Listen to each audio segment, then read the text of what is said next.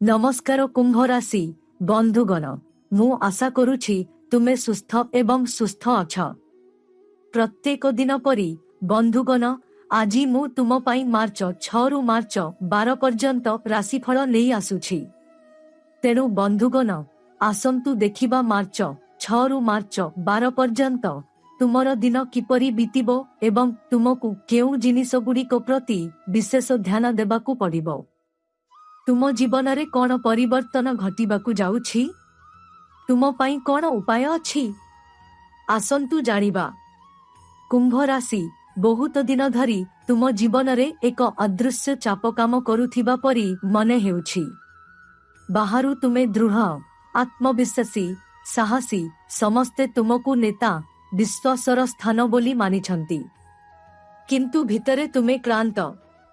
तुमे मुहरे हास सहित बहुत सह्य करिछ। अनेक थर तुमे चुप रहिछ, केवल संपर्क किंबा दायित्व विषय रे चिंता करिछ। किंतु तुमे तुम हृदय रे पचारिछ मोर प्राप्य केबे आसीबो। एही समय सेही प्रश्नर उत्तर आनी देउछि। एपरि नुहे जे आकाश हठात खसी पड़िबो एवं टंका पड़िबो, बरं तुम जीवनर अटकी रहिथिबा प्रवाह पुणी प्रवाहित हेबो। एपर्यंत जहा अटकी रहिथिला, जहा बारंबार विफल हेउथिला, ताहा धीरे धीरे गति पाइबो। आपण देखिबे जे पूर्वरु बारंबार बाधा प्राप्त हेउथिबा कार्यगुड़िक एबे तुलनात्मक भावरे सहज हेउछि। लोकमाने आपणंक कथा सुनुछंती, आपणंक निष्पत्ति गुरुत्वपूर्ण हेउछि। सबुठारु बड़ परिवर्तन आपणंक मानसिक स्थिति रे आसीबो। आपण बुझिबा आरंभ करिबे जे आपण काहार दयारे बंचंती नाही, आपण निज शक्ति उपरे ठिया हुअंती। एही अनुभव आपणंक भविष्यतर मूलदुआ गठन करिबो। कारण कुंभ राशिर सबुठारु बड़ शक्ति हेउछि सेमानंकर आत्मसम्मान। जेपर्यंत एहा अक्षुण्ण रहिथाए केही सेमानंकु परास्त करि परिबे नाही। किंतु जेतेबेले सेमाने निजर मूल्य भूली जांती सेतेबेले समस्या आरंभ हुए। एबे सेही भूलकु भांगिबार समय। टंका क्षेत्र रे एक नूतन दिग खोलिबो। हुएत एक नूतन चाकिरी प्रस्ताव आसीबो। हुएत एक पुराना संजोग पुनः सक्रिय हेबो। हुएत केही आगकु आसीबे जिए पूर्वरु केबे गुरुत्व देई नाहंती। जदि आपण बुद्धिमान भावरे निष्पत्ति नियंती तेबे भविष्यतरे एही सुजोग एक बड़ आकार नहीं पारे। किंतु गोटिए कथा मने रखंतु, एही समय रे आपणंकु भावप्रवणता सहित नुहे बरं गणना सहित आगकु बढ़िबाकु पड़िबो। शीघ्र लाभ लोभ पाई बड़ विपद नियंतु नाही। धैर्य हेउछि वर्तमान आपणंकर सबुठारु बड़ संपत्ति। संपर्क रे एक गुरुत्वपूर्ण परिवर्तन आसीबो। तुमे बुझी पारिबो जे किए प्रकृतरे तुम पक्षरे अछि एवं किए केवल सुविधाजनक समय रे पाखकु आसंती। किछि मुखा खोली जीवो, किछि सत्य सामना को आसीबो। प्रथमे एहा कष्टकर होई पारे, किंतु परे तुमे बुझिबो जे एहा तुम पाई भला। कारण कुंभ केबे भिड़ उपरे निर्भर करे नाही, सेमाने निज शक्ति उपरे दड़ंती। तुमे एका थिले मध्य दुर्बल नुह, तुमे एहा पुणी अनुभव करिबो। परिवार रे तुमर भूमिका अधिक गुरुत्वपूर्ण होई जीवो। समस्ते कौनसी ना कौनसी भावरे तुमको सम्मान देबे। गोटिए शब्द, तुमर गोटिए निष्पत्ति अनेक समस्यार समाधान करि पारिबो। तथापि तुमको तुमर क्रोधकु नियंत्रण रे रखिबाकू पड़िबो। जदि तुमर स्वभावर निया अत्यधिक जळे तेबे छोट छोट कथा बड़ होई पारे। जदि तुमे परिस्थिति को शांत भावरे परिचालना करो तेबे तुमे समस्तंको सम्मान पाइबो। एही समय रे एक पुरुणा इच्छा पुणी मुंड टेकी पारे। एपरी किछि जहा तुमे थरे करिबाकू चाहुथिल, किंतु परिस्थिति जोगु करि पारिल नाही। एबे सेही स्वप्न पुणी डाकिबो। एहाकू अनदेखा करो नाही। हुएत एहा तुमर भविष्यतर महान सफलतार आरंभ। नुआ किछि शिखिबार इच्छा वृद्धि पाइबो। तुमर दक्षता को उन्नत करिबार चिंता आसीबो। ତୁମେ ବୁଝିବ ଯେ କେବଳ ଅପେକ୍ଷା କରି କାମ କରିବ ନାହିଁ, ତୁମକୁ ନିଜକୁ ମଧ୍ୟ ପରିବର୍ତ୍ତନ କରିବାକୁ ପଡ଼ିବ। ତୁମର ସ୍ୱାସ୍ଥ୍ୟ ପ୍ରତି ଧ୍ୟାନ ଦିଅ। ଅତିରିକ୍ତ ଦାୟିତ୍ୱ ଗ୍ରହଣ କରିବା ସମୟରେ ତୁମର ଶରୀରକୁ ଅବହେଳା କର ନାହିଁ। ତୁମେ ବାହାରୁ ଯେତେ ଶକ୍ତିଶାଳୀ ହୁଅ, ତୁମକୁ ଭିତରରୁ ବିଶ୍ରାମ ମଧ୍ୟ ଆବଶ୍ୟକ। ପର୍ଯ୍ୟାପ୍ତ ନିଦ୍ରା, ନିୟମିତ ଖାଦ୍ୟ ଏବଂ ମନର ଶାନ୍ତି ଏଗୁଡ଼ିକ ଏବେ ବହୁତ ଗୁରୁତ୍ୱପୂର୍ଣ୍ଣ। କାରଣ ସମୟ ଆସିଲେ ତୁମକୁ ପୂର୍ଣ୍ଣ ଶକ୍ତି ସହିତ ଠିଆ ହେବାକୁ ପଡ଼ିବ। ସବୁଠାରୁ ଆଶ୍ଚର୍ଯ୍ୟଜନକ କଥା ହେଉଛି ଯେ ତୁମ ଜୀବନରେ ଧୀରେ ଧୀରେ ସମ୍ମାନ ବଢ଼ିବା ଆରମ୍ଭ ହେବ। ଯେଉଁମାନେ ତୁମକୁ ଘୃଣା କରୁଥିଲେ ସେମାନେ ଏବେ ତୁମ ସହିତ ଏକ ଭଲ ସମ୍ପର୍କ ରଖିବାକୁ ଚାହିଁବେ। ତୁମେ ଚାହିଁଲେ ସେମାନଙ୍କୁ କ୍ଷମା କରିପାର, କିନ୍ତୁ ତୁମେ କେତେ ଦୂର ଏକା ଚାଲିଛ ତାହା ଭୁଲିଯିବ ନାହିଁ। ଏହି ଅଭିଜ୍ଞତା ତୁମକୁ ଅଧିକ ଶକ୍ତିଶାଳୀ କରିଛି। ତୁମ ଭିତରେ ଥିବା ରାଜସିକ ପ୍ରକୃତି ପୁଣି ଜାଗ୍ରତ ହେବ। ତୁମେ ଆଉ ନିଜକୁ ଛୋଟ ଭାବିବ ନାହିଁ। ତୁମେ ବୁଝିବ ଯେ ତୁମେ କିଛି ବଡ଼ କରିବା ପାଇଁ ଜନ୍ମ ହୋଇଛ। ଏହି ସମୟ ତୁମକୁ ପ୍ରସ୍ତୁତ କରୁଛି କେବଳ ଛୋଟ ଉନ୍ନତି ପାଇଁ ନୁହେଁ, ବରଂ ଦୀର୍ଘକାଳୀନ ସଫଳତା ପାଇଁ। ତୁମ ଜୀବନରେ ଏବେ ଆରମ୍ଭ ହେଉଥିବା ପରିବର୍ତ୍ତନଗୁଡ଼ିକ ଧୀରେ ଧୀରେ ଏକ ବଡ଼ ଆକାର ନେବ। ଯଦି ତୁମେ ଧୈର୍ଯ୍ୟବାନ, ନିଜ ଉପରେ ବିଶ୍ୱାସ ରଖ ଏବଂ ଠିକ୍ ସମୟରେ ଠିକ୍ ନିଷ୍ପତ୍ତି ନିଅ, ତେବେ ଆଗକୁ ଖୋଲିବା ଅଧ୍ୟାୟଟି ସମସ୍ତ ପୂର୍ବ କଷ୍ଟକୁ ଫେରାଇ ଦେବ। ମୀନ, ତୁମ ଜୀବନରେ ଏକ ଅଦ୍ଭୁତ ବୈଶିଷ୍ଟ୍ୟ ଅଛି। ତୁମେ ଯେତେ ଅସୁବିଧାରେ ଥାଅ ତାହା ବାହାରୁ ଦେଖାଯାଏ ନାହିଁ। ତୁମେ ଜାଣ ଯେ ତୁମର ଦୁଃଖକୁ କିପରି ଲୁଚାଇବା। ତୁମେ ନିଜର ଯୁଦ୍ଧ ନିଜେ ଲଢ଼। କିନ୍ତୁ ଏହି ସମୟ ତୁମକୁ ଶିଖାଇବ ସମସ୍ତ ଯୁଦ୍ଧ ଏକା ଲଢ଼ିବାକୁ ପଡ଼ିବ ନାହିଁ ଏବଂ ସମସ୍ତ ଦୁଃଖକୁ ଲୁଚାଇ ରଖିବା ଶକ୍ତିର ଲକ୍ଷଣ ନୁହେଁ। କେତେବେଳେ ସଠିକ ଲୋକଙ୍କ ଆଗରେ ନିଜର ଦୁର୍ବଳତାକୁ ସ୍ୱୀକାର କରିବା ମଧ୍ୟ ସାହସର ଲକ୍ଷଣ। ଏବେ ତୁମ ଜୀବନରେ କିଛି ପରିସ୍ଥିତି ଆସିବ ଯେଉଁଠାରେ ତୁମକୁ ଶୀଘ୍ର ନିଷ୍ପତ୍ତି ନେବାକୁ ପଡ଼ିବ। ଏହି ନିଷ୍ପତ୍ତିଗୁଡ଼ିକ ତୁମର ଆତ୍ମବିଶ୍ୱାସର ପରୀକ୍ଷା କରିବ। ଏପର୍ଯ୍ୟନ୍ତ ତୁମେ ଅନ୍ୟମାନଙ୍କ ମତାମତ ଉପରେ ନିର୍ଭର କରିଥାଇପାର, ଏବେ ତୁମକୁ ତୁମର ଅନ୍ତରର ସ୍ୱର ଶୁଣିବାକୁ ପଡ଼ିବ। ତୁମର ଅନ୍ତରର ଭାବନା ବହୁତ ଦୃଢ଼ ହେବ। ତୁମେ ବୁଝିପାରିବ ଯେ କେଉଁ ପଥ ତୁମ ପାଇଁ ଠିକ୍। ଏହି ସମୟରେ ତୁମକୁ ନିଜକୁ ସନ୍ଦେହ କରିବା ବନ୍ଦ କରିବାକୁ ପଡ଼ିବ। କାର୍ଯ୍ୟସ୍ଥଳରେ ଏକ ନୂତନ ପରିବେଶ ସୃଷ୍ଟି ହୋଇପାରେ, ପୁରୁଣା ନିୟମ ପରିବର୍ତ୍ତନ ହୋଇପାରେ, ଦାୟିତ୍ୱ ବଢ଼ିପାରେ, କିମ୍ବା ତୁମେ ଏପରି ଏକ କାର୍ଯ୍ୟର ସମ୍ମୁଖୀନ ହୋଇପାର ଯାହା ପ୍ରଥମେ କଷ୍ଟକର ମନେ ହୁଏ। କିନ୍ତୁ ଏହିଠାରେ ତୁମର ପ୍ରକୃତ ଦକ୍ଷତା ପ୍ରକାଶ ପାଇବ। ତୁମେ ଚ୍ୟାଲେଞ୍ଜ ପସନ୍ଦ କର ଏବଂ ଏହି ସମୟ ତୁମକୁ ଠିକ୍ ସେହି ଚ୍ୟାଲେଞ୍ଜ ଦେବ। ଯେଉଁଠାରେ ଅନ୍ୟମାନେ ପଛରେ ପଡ଼ିଯାଆନ୍ତି, ତୁମେ ଆଗକୁ ବଢ଼ିବ। ଧୀରେ ଧୀରେ ତୁମର ସ୍ଥିତି ମଜବୁତ ହେବ। ଆର୍ଥିକ କ୍ଷେତ୍ରରେ ଏକ ଗୁରୁତ୍ୱପୂର୍ଣ୍ଣ ଶିକ୍ଷା ଆସିବ। ତୁମେ ବୁଝିବ ଯେ କେବଳ ଟଙ୍କା ରୋଜଗାର କରିବା ଯଥେଷ୍ଟ ନୁହେଁ, ଏହାକୁ ସଠିକ୍ ଭାବରେ ପରିଚାଳନା କରିବା ମଧ୍ୟ ସମାନ ଗୁରୁତ୍ୱପୂର୍ଣ୍ଣ। ଅନାବଶ୍ୟକ ଖର୍ଚ୍ଚ ହ୍ରାସ କରିବା ଆବଶ୍ୟକ ହେବ। କିଛି ଖର୍ଚ୍ଚ ଆସିପାରେ ଯାହା ତୁମେ ପୂର୍ବରୁ ଚିନ୍ତା କରିନଥିଲ। କିନ୍ତୁ ଯଦି ତୁମେ ବିଚକ୍ଷଣତା ଦେଖାଇବ, ତେବେ ତୁମେ ପରିସ୍ଥିତିକୁ ପରିଚାଳନା କରିପାରିବ। ଏହି ସମୟରେ ଛୋଟ ସଞ୍ଚୟ ଭବିଷ୍ୟତରେ ବହୁତ ସୁରକ୍ଷା ସୃଷ୍ଟି କରିବ। ବନ୍ଧୁତାରେ ମଧ୍ୟ ପରିବର୍ତ୍ତନ ଆସିବ। ତୁମେ ବୁଝିପାରିବ ଯେ ପ୍ରକୃତ ବନ୍ଧୁ କିଏ ଏବଂ କିଏ କେବଳ ସମୟ ଖର୍ଚ୍ଚକାରୀ ସାଥୀ।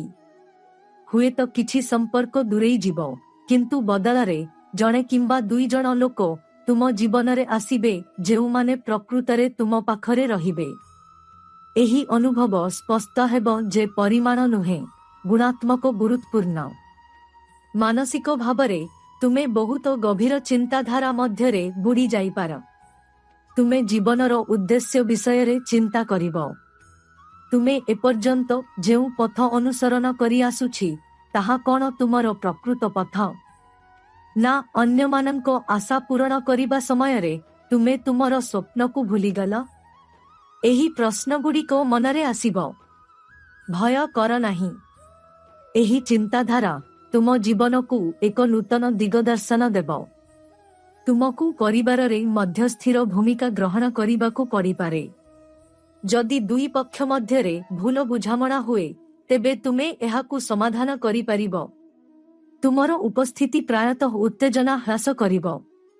କିନ୍ତୁ ତୁମର ମତାମତ ଲଦି ଦିଅ ନାହିଁ। ଶାନ୍ତ ଭାବରେ କଥା ହୁଅ, ସମସ୍ତଙ୍କ କଥା ଶୁଣାଅ ଏବଂ ତାପରେ ନିଷ୍ପତ୍ତି ନିଅ। ଏହି ସମୟରେ ହଠାତ୍ କୌଣସି ସ୍ଥାନରୁ ଏକ ପ୍ରସ୍ତାବ ଆସିପାରେ, କାମ କିମ୍ବା ବ୍ୟକ୍ତିଗତ ଜୀବନ। ତୁମେ ଏହାକୁ ଗ୍ରହଣ କରିବ କି ନାହିଁ ତାହା ଦ୍ୱନ୍ଦ୍ୱରେ ପଡ଼ିଥାଇପାରେ। ମନେ ରଖ, କୌଣସି ନିଷ୍ପତ୍ତି ନେବା ପୂର୍ବରୁ ନିଜକୁ ଏକ ପ୍ରଶ୍ନ ପଚାର, ଏହି ପଥ ମୋତେ ଦୀର୍ଘକାଳୀନ ଶାନ୍ତି ଦେବ କି? କେବଳ ଉତ୍ତେଜନା କିମ୍ବା ଭାବନା ଉପରେ ଆଧାରିତ ନିଷ୍ପତ୍ତି ନିଅ ନାହିଁ। ତୁମର ଆତ୍ମସମ୍ମାନ ଆହୁରି ଦୃଢ଼ ହେବ। ଯଦି କେହି ତୁମକୁ ନୀଚ କରିବାକୁ ଚେଷ୍ଟା କରନ୍ତି, ତେବେ ତୁମେ ଆଉ ଚୁପ୍ ରହିବ ନାହିଁ। କିନ୍ତୁ ତୁମେ ପ୍ରତିଶୋଧ ନୁହେଁ, ଆତ୍ମସମ୍ମାନ ସହିତ ଜବାବ ଦେବ। ତୁମର ଶାନ୍ତ ଶକ୍ତି ତୁମର ସବୁଠାରୁ ବଡ଼ ଅସ୍ତ୍ର ହେବ। ତୁମେ ବୁଝିପାରିବ, ପ୍ରକୃତ ବିଜୟ ହେଉଛି ଚିତ୍କାର କରି ନୁହେଁ, ସ୍ଥିର ହୋଇ ଠିଆ ହୋଇ ଜିତିବା। ତୁମ ମନରେ ଭବିଷ୍ୟତ ପାଇଁ ଏକ ନୂତନ ଯୋଜନା ଗଠନ ହେବ। ତୁମେ ଏହାକୁ ତୁରନ୍ତ ପ୍ରକାଶ କରିପାରିବ ନାହିଁ, କିନ୍ତୁ ତୁମେ ଭିତରେ ପ୍ରସ୍ତୁତି ଆରମ୍ଭ କରିବ। ପୁସ୍ତକ ପଢ଼ିବା, ସୂଚନା ସଂଗ୍ରହ କରିବା, ବିଶେଷଜ୍ଞଙ୍କ ସହ କଥା ହେବା, ଏସବୁ ଆପଣଙ୍କୁ ଧୀରେ ଧୀରେ ବଡ଼ ପଦକ୍ଷେପ ନେବାକୁ ନେଇଯିବ। ଆପଣଙ୍କ ଜୀବନରେ ଏକ ପ୍ରକାର ସ୍ପଷ୍ଟତା ଆସିବ। ପୂର୍ବରୁ ସବୁକିଛି କୁହୁଡ଼ି ଲାଗୁଥିଲା, ଏବେ ଆପଣ ଏକ ସ୍ପଷ୍ଟ ଚିତ୍ର ଦେଖିବେ। ଆପଣଙ୍କ ସମୟ ପାଇଁ କିଏ ଯୋଗ୍ୟ, କେଉଁ କାମ ଆପଣଙ୍କ ଶକ୍ତି ପାଇଁ ଯୋଗ୍ୟ, କେଉଁ ସ୍ୱପ୍ନ ଆପଣଙ୍କ ହୃଦୟର ନିକଟତର, ଏସବୁର ଉତ୍ତର ଗୋଟିଏ ଗୋଟିଏ କରି ସାମ୍ନାକୁ ଆସିବ। ମୀନ, ଆପଣ ଏପରି ଏକ ସମୟ ଆଡ଼କୁ ଗତି କରୁଛନ୍ତି ଯେତେବେଳେ ଆପଣଙ୍କୁ ଆପଣଙ୍କ ଜୀବନ ପର୍ଯ୍ୟାୟର କେନ୍ଦ୍ରରେ ଠିଆ ହେବାକୁ ପଡ଼ିବ। ଏପର୍ଯ୍ୟନ୍ତ ଆପଣ ପଛରୁ ଅନେକ ଜିନିଷ ପରିଚାଳନା କରିଥିବେ, ଅନେକ ଝଡ଼କୁ ଚୁପଚାପ ରୋକିଥିବେ, କିନ୍ତୁ ବର୍ତ୍ତମାନ ପରିସ୍ଥିତି ଏପରି ହେବ ଯେ ସମସ୍ତେ ଆପଣଙ୍କୁ ଦେଖିବେ। ଏକ ନିଷ୍ପତ୍ତି, ଏକ ଘୋଷଣା, ଏକ ପଦବୀ, ସବୁକିଛି ଗୁରୁତ୍ୱ ପାଇବ। ଏହି ଗୁରୁତ୍ୱ ସହିତ ଦାୟିତ୍ୱ ମଧ୍ୟ ବୃଦ୍ଧି ପାଇବ। ଏହି ସମୟ ମଧ୍ୟରେ ଆପଣ ଆପଣଙ୍କ ଯୋଗାଯୋଗରେ ଏକ ଅଦ୍ଭୁତ ପରିବର୍ତ୍ତନ ଲକ୍ଷ୍ୟ କରିବେ। ଯେଉଁମାନେ ଦୀର୍ଘ ସମୟ ଧରି ଯୋଗାଯୋଗ କରିନାହାନ୍ତି, ସେମାନେ ପୁଣି କଥା ହେବାକୁ ଚାହିଁବେ।